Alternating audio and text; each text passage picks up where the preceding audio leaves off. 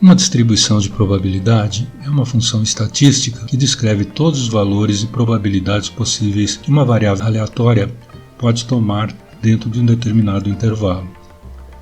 Existem muitas distribuições de probabilidades diferentes. Algumas delas são a distribuição normal, a distribuição Q², a distribuição binomial e muitas outras. As diferentes distribuições de probabilidades servem a diferentes propósitos e representam diferentes processos de geração de dados. A distribuição binomial, por exemplo, calcula as probabilidades de eventos onde apenas dois resultados possíveis podem ocorrer, sucesso ou fracasso.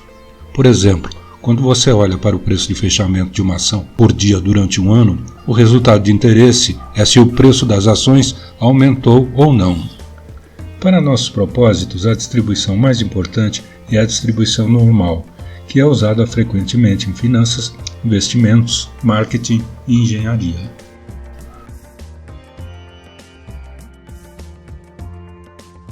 Toda vez que começamos a explorar um novo conjunto de dados, precisamos primeiro fazer um EDA, Análise Exploratória de Dados, para ter uma noção de quais são as principais características de certos atributos.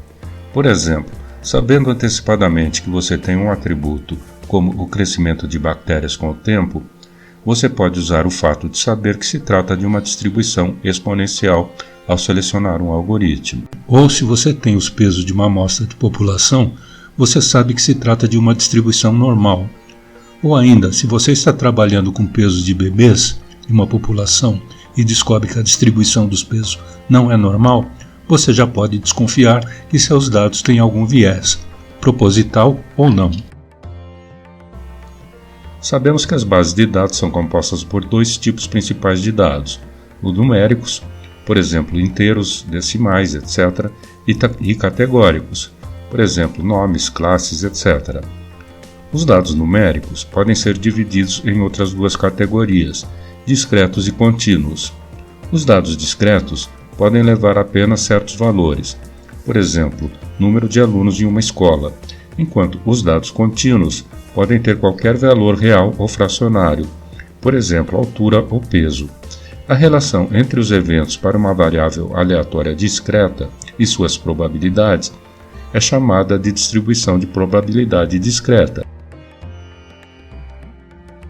Na figura, P de S especifica a distribuição de probabilidade para a soma S das contagens de dois dados. Por exemplo, a figura mostra que P de 11 é igual a 2/36 e P de S maior que 9 é igual a 1/6.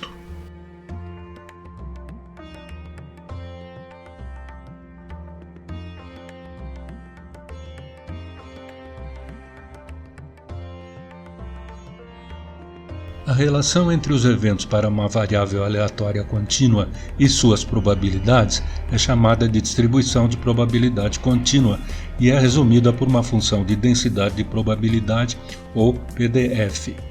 Diferentemente de uma variável aleatória discreta, a probabilidade de uma determinada variável aleatória contínua não pode ser especificada por um valor, mas apenas para um intervalo.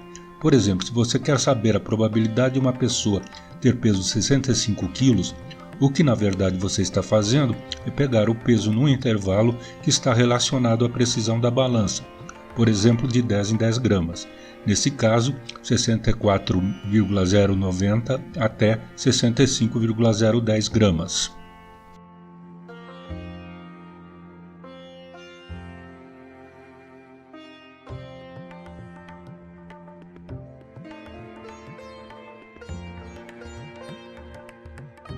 A distribuição normal ou gaussiana é a mais familiar das distribuições de probabilidade.